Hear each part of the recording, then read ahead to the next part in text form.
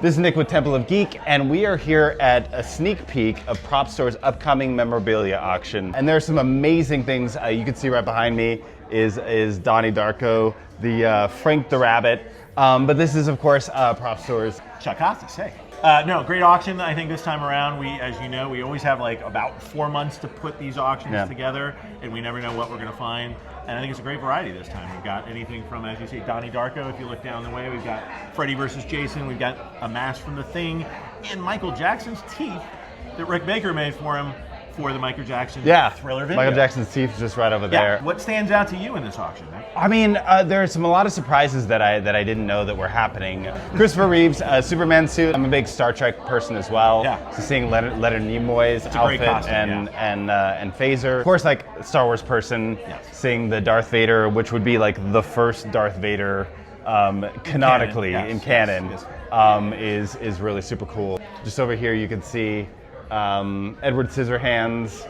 The scissor hands. For scissors. It's a great variety. I think over there we've got the costumes from Pulp Fiction, which is very cool. It's always great to be able to find those. Those are coming directly from a source that worked on the film. First time that those have been seen. As you said, we got kind of a best of over here with a mask. We have a Sankara stone. We have Batman's Batarang from The Batman, and that actually comes with a Warner Brothers certificate. So it comes out officially, as well as the multi-pass. The Dallas Multipass. This is super exciting for me. Could you tell me what we have here? This is the amber crystal. It's encased in rock that we see at the very beginning of the very first Jurassic Park movie. It's the DNA that they extract out of this crystal that they're able to replicate the dinosaurs later on, and becomes really the whole Jurassic Park franchise. This is probably one of the most iconic pieces in Jurassic Park. But in Jurassic Park means so much to me. It kind of set me on my life path. I remember reading the book, the movie coming out, huge Spielberg fan. So I'm super excited to see this. I know you've had a lot of Jurassic Park things in the past, but this has never come up for auction before. It came from a crew member. We've always wondered what happens to these treasures. Great to have this one come out for this auction. And because of the imperfections that are in the stone, in the amber itself, we were able to screen match this. And we believe it could be the one and only one that was used for this shot. So amazing chance to have that. And the colors, it is funny too. We've got it lit up here, but the amber color just really pops as it did on screen. No mosquitoes were harmed in the making of this rock. That's good to know. I hope. Yeah. Back to the Future was iconic for me growing up.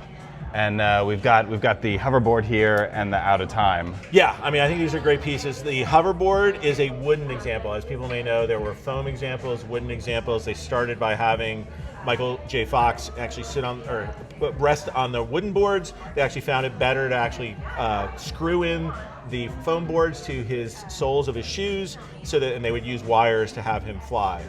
So this is a good wood example, and it's got a hole in the middle, so you can see it was used for a very specific shot where they needed to actually affix it in the very middle of the board. There's about 25 of these in total that were made for the film, is from what I understand in talking to folks. But this is a great example, shows some great wear, and it's got the foot pad, which you don't always see. And I think the license plate is even cooler.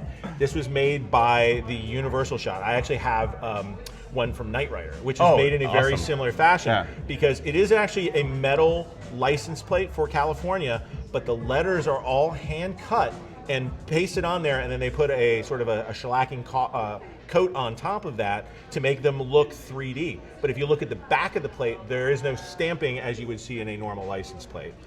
So all the details there. This one's a bit weathered and came from one of the people that worked on set. And after they were told to sort of fix it up, they were like, "Oh, we're done filming.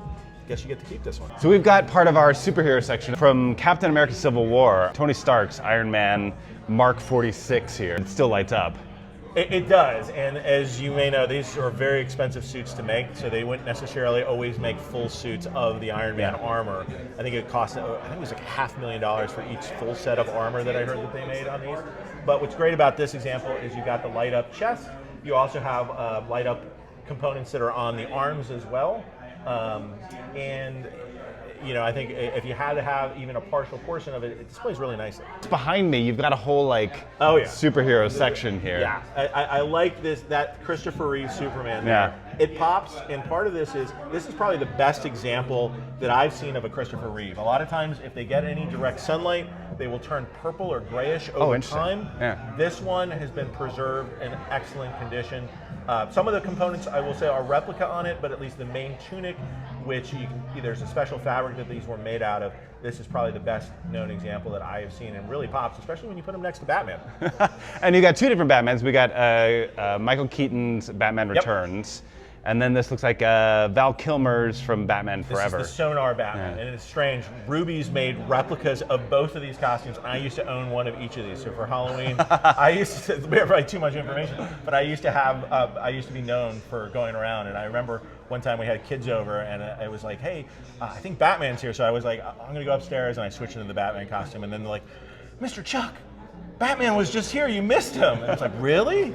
It's amazing what this costume will do and how it excites kids. I think even to this day, it excites older kids like myself. With all these amazing items, when and where can they bid for these? Yeah, you can go to propstore.com and see the catalog of, I think it's over 1,600 items or so. The auction takes place from August 26th through the 29th.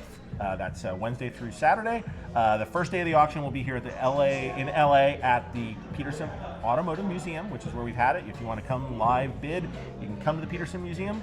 But if you want to just go to online, just register at propstore.com from now until the auction. You can place your bids in advance, or you can place your bids live along with everybody else with a live auctioneer.